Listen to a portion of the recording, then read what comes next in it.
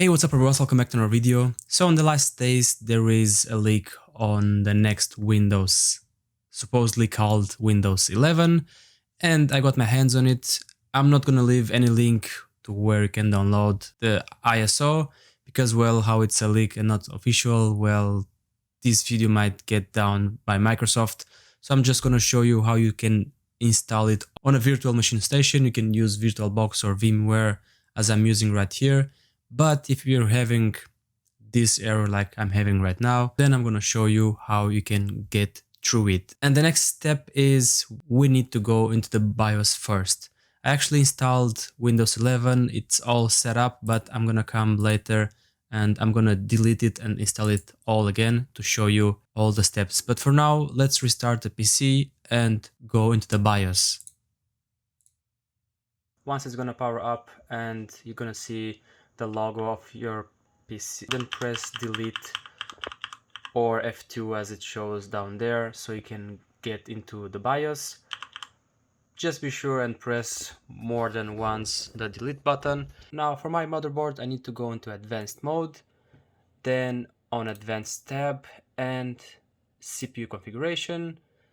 If you scroll down, then we need to turn on virtualization technology. If you have a different motherboard with a different BIOS, for you might be a little different, but try to search for virtualization technology or like Intel virtualization or just something like that. You see it's disabled.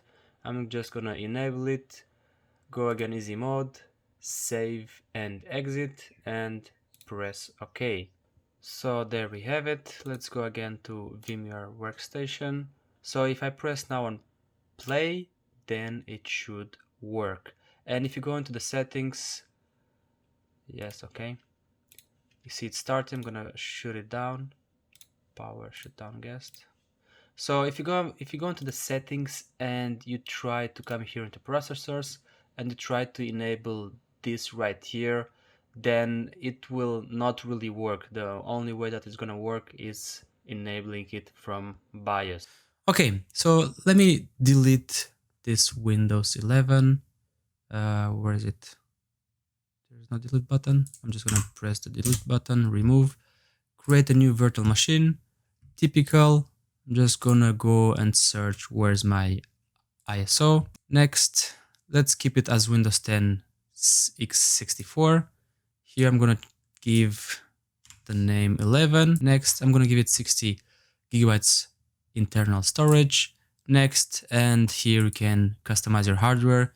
Even if you miss to customize it here, you can still press finish and you can edit it afterwards. You can come here and you can increase like 4 gigabytes of RAM, give 2 processors and decrease the hard disk, the internal memory, and change other settings as well. Let's leave it for now with 4 gigabytes of RAM.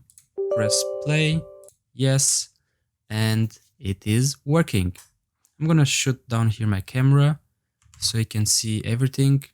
Let's restart it because I missed a part. Now press any key to boot from CD. Now if you have the ISO somewhere on your PC, you see it's not mounted, but I will suggest you to mount it. And now it's mounted because once everything is gonna be installed, you might get some error because it's not mounted, and the vmware workstation is not gonna find the ISO file. This is more or less like Windows 10. Let's select Windows 11 Pro. Next.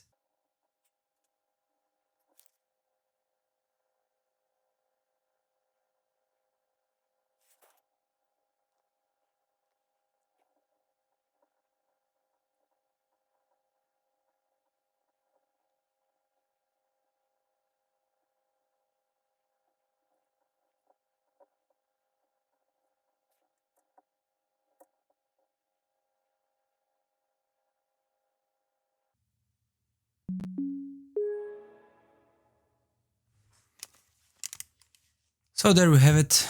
I tried to skip as much as I can. This is the new starting menu where you select your language. It's a bit different, but some other steps that are gonna come in are more or less like Windows 10, let's say, but they are definitely, I don't have internet. Yeah, I guess I don't have internet. Continue with limited setup. Last time I had internet, now I guess I don't have internet. We're just gonna log in with an offline account. I don't really want to log in with my main account. Let's disable here everything. Because like I said, this is a leaked, this window here is from Windows 10. But like I've said, this version is a leaked version, so I don't really want to have anything with it on my account. Once it's gonna be officially released, then sure, you might log in with your main account, but for now, just don't risk it, or at least join with a different account or with a developer account. The steps are more or less the same as on Windows 10. As you saw, I tried to skip pretty fast, but it's nothing unusual. This menu right here, it's a bit different, but nothing unusual, like I've said. I think this blue background changing, it's a bit better than having the screen fully black or the background fully black like it was previously. This just gives a little better look. Almost there. And there we have it. Here you have, guys, Windows 11. Let me actually display settings.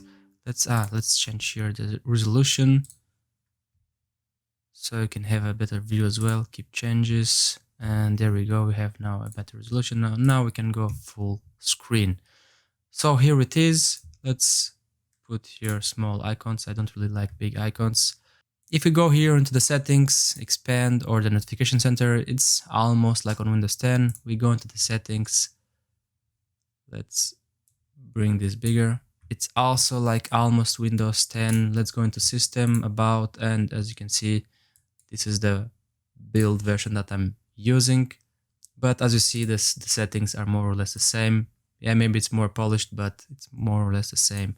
I'm not really here into showing you all the new stuff that is gonna come with Windows 11, because, well, there's not that much to show, you know.